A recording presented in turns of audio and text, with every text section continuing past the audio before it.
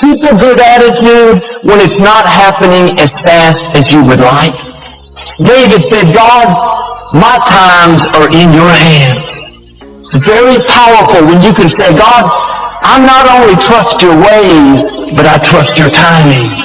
I know at the right time, when I'm ready, when I can handle it, you will take me to new levels of my destiny. Forget them. They are lying and they are untrustworthy. So move on. You gotta see them for what they are. That person is not who you thought they were. So move on, and at the risk of sounding callous, get over it.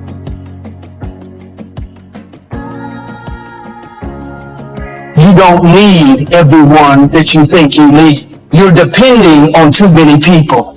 You don't need all of your coworkers to support you. You don't have to have all your friends and family members cheering you on. The less you depend on people, the greater the anointing in your life.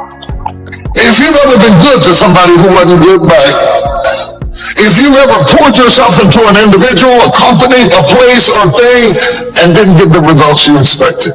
If you ever had a moment in your life that you have measured yourself and come up short, this message is for you. If you've ever given your best to somebody and they act like it was nothing at all, then this one is for you. You cannot hang out with a bunch of defeated, going nowhere, no vision men and being overcome. You are who you hang around. I want you to listen at them and think about you, because it is possible to develop a mentality to fit your environment that simply makes the best of a bad situation.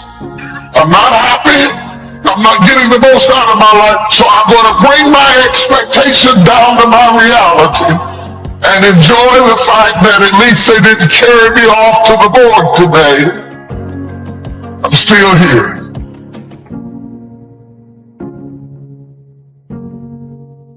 No one is such a real enemy as a false friend. The worst thing you can do when somebody hurts you, listen, the worst thing you can do is to harbor your hurt, because harbored hurt becomes burden bitterness. Not most of the time, not a lot of the time, every single time. If somebody hurts you and you hold it in and you brood over it, harbored hurt becomes burden bitterness.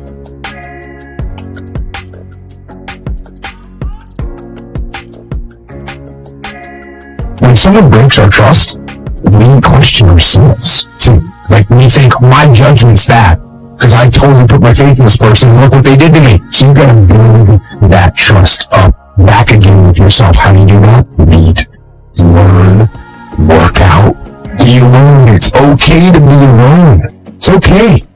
It's no big deal. Enjoy it. Do something productive. And build that trust up in yourself. And then look back at the situation, learn from it. You have been disappointed over and over and over again. And every time you try, you come up short. And some of us have tried, got blocked. Tried, got blocked. Tried, got blocked. And I tried so hard and I still got looked over. And don't you know it's hard when your expectation has been damaged by disappointment? It's a slow damage. It's a slow tearing of the muscle fibers. It is not one event that creates it. It's over and over. I tried and I tried and I stayed and I disciplined and I showed up. And the man has finally gotten to a place where he is tired of trying. You must be very intentional and deliberate. You're not going to wake up one day and find a law degree. You will have to work for it. And your problem is, you wake up on Monday and you might be strong, but by Wednesday, you're not intentional and deliberate. You are hoping that the best is going to happen to you, and the best never happens to you. If you look in the mirror tomorrow and say that, you will change. Because nobody likes thinking of themselves as a failure. As long as you keep doing dumb stuff and say, my life is miserable. No, your life is not miserable. Your ability to make adjustments, to make corrections is messed up. And you're too slow. You're too casual. You think too much. You need to get in a hurry. The separator is going to be who takes massive action quickly. They print money. They don't print time. They don't print opportunities. You can lose money and get it back. You can't get time back. You can't get experience back. How rich people focus on money? The greats focus on time because I can't get my time back.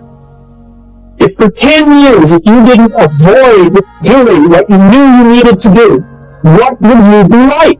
What would happen if you just stopped wasting the opportunities that are in front of you? You'd be 10 times more efficient. You have no idea how efficient people get. If you want to make your dream become reality, the people that are running at their dreams know that it's possible that you can live your dream, that it's necessary, that you're relentless, that you have a plan of action, that you are creative. The people that are living their dream are finding winners to attach themselves to. The people that are living their dreams are the people that know that if it's going to happen, it's up to them. And they're resolving within themselves, it's not over until I win. The people that are running after that dream know they're going to have hard times. They keep on running because they're saying within themselves, I'm the one. No matter how bad it is or how bad it gets, I'm going to make it. The people that are running after their dreams are the people that are hungry. The key is time is precious. Life is not just the passing of time. Life is a collection of experiences, their frequency, and their intensity. Life is not just watching the clock tick away. Life is a collection of experiences, their intensity, their frequency. When should you start the day? As soon as you have it finished. Plan the day the best you can, leaving plenty of room for improvising and surprises and all the stuff that happens during the course of the day. But if you've planned a good, productive day, now you start that day, you can't believe how much more valuable your time will be. Don't start the day until you have it finished. Now here's the next one. Don't start the week until you've had it finished. Now to lay out a week is a pretty good challenge. And then here's the big one. This is really challenging. Don't start the year until you have it finished. To the best of your ability. It can't be finished like minute by minute. But in terms of the sweep of what you want to accomplish, make sure that that's set and ready to go by the time January 1st rolls around.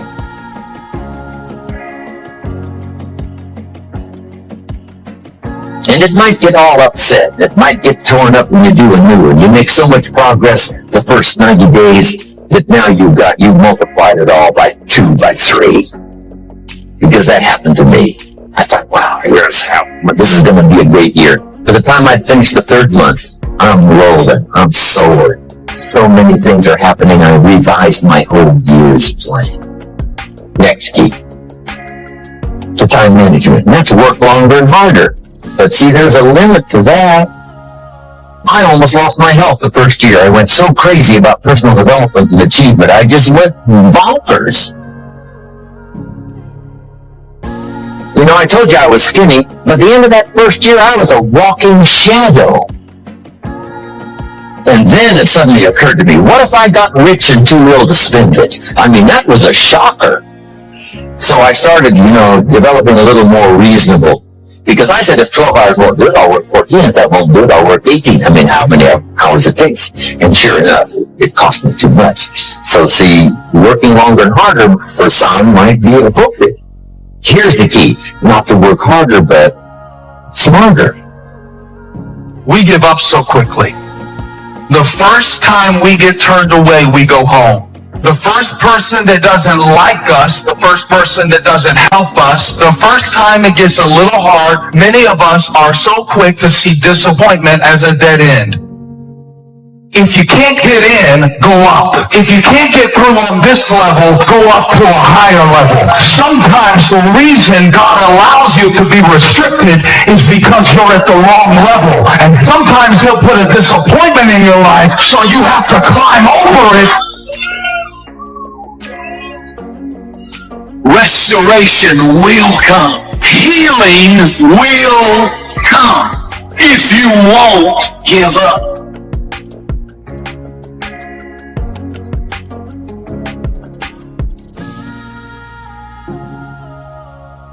Anytime trouble comes, anytime heartache comes, anytime disappointment hits their life, rather than face it and walk through it, they quit, they back down, and they waste their pain. Pain has a purpose. Don't let your pain define you. Let your pain refine you.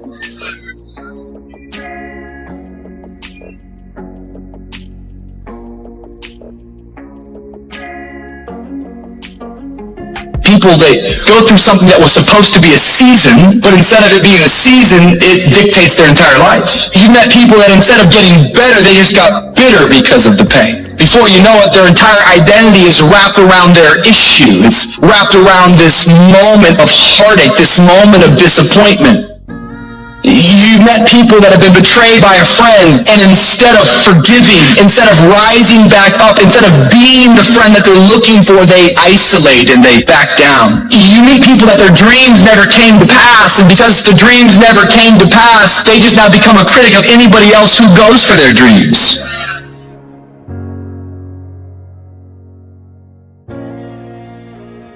Stay on your path, stay positive, stay encouraged, keep praying. I want you to start praying specific prayers. And that way you're going to start witnessing God bless you specifically. Don't feel like you're being greedy or over the top. It's beautiful to recognize when you're blessed, but it's okay to start asking for blessings.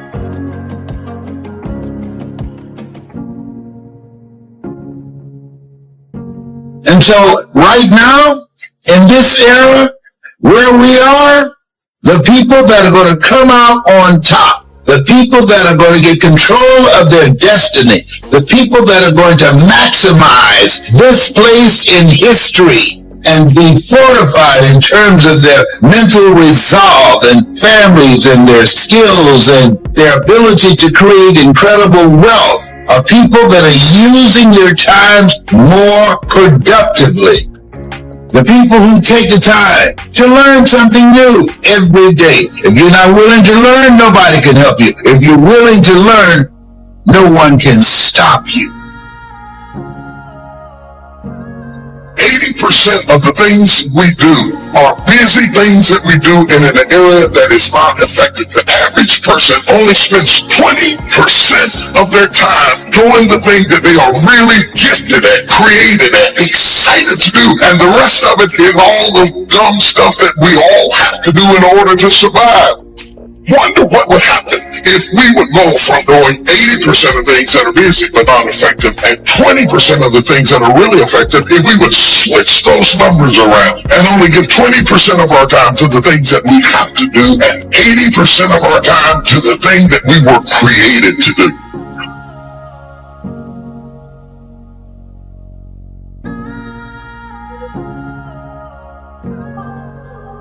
If you'll be faithful, if you'll be disciplined when the amounts are small, we'll make you a ruler, give you a position of authority when the amounts are many. Take care of your disciplines when the amounts are small, and then life will see to it that you get some extraordinary numbers to work with. Do not disregard the smallest of disciplines. Do not neglect the smallest of disciplines, and build on that foundation, and you can have everything you could possibly want. Get going. Don't stop at where you are as if it were the destination, when in fact, in reality, it may be the transportation that brings you into that thing you were created to do. Hey everyone, welcome back to Fresh Never Give Up Motivation. Today we are diving into a topic that can truly transform your life: the power of attitude. Now, we all face challenges, setbacks, and uncertainties, but it's our attitude that can make all the difference. So buckle up, because today we are going to explore how your mindset can shape your reality. First thing first, what exactly is attitude? It's not just a word, it's a way of thinking, feeling, and behaving that reflects your outlook on life. Your attitude is like a compass, guiding you through the high and lows. So, let me ask you this. Is your attitude working for you or against you?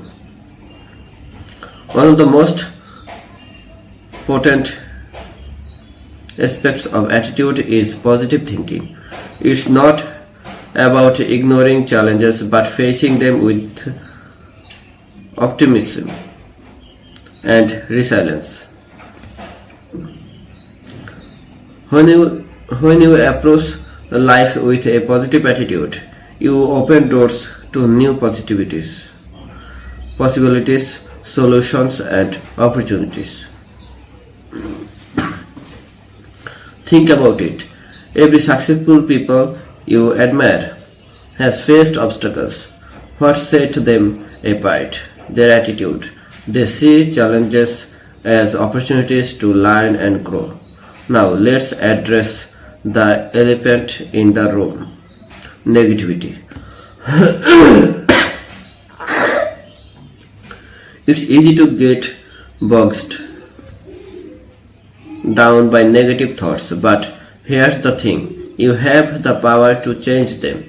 Challenge those negative thoughts, reframe them into positive affirmations, and watch how your attitude transforms. Remember, your mind believes what you tell it, so why not tell it something empowering? Your attitude does not just influence your nature, mental well-being.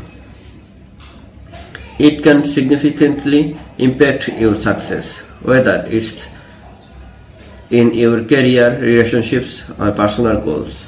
A positive attitude attracts positive outcomes.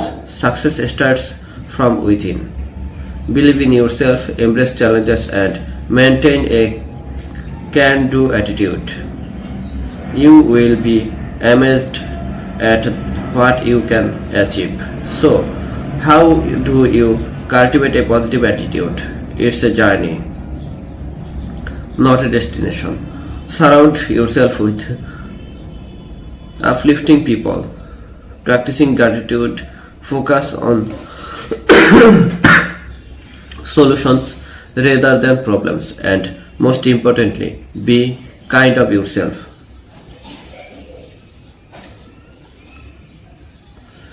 It's a daily practice. The more you consciously choose a positive attitude, the more it becomes a natural part of who you are. There you have it. The incredible power of attitude. It's not just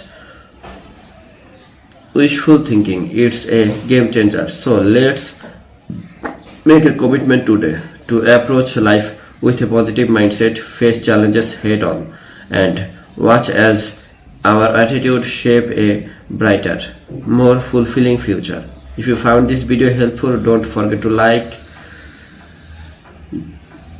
hit the button, subscribe for more content, and share it with someone who might need a positive boost. Remember, your attitude determines your attitude. So, until next time, stay positive, stay motivated, and keep cashing those dreams.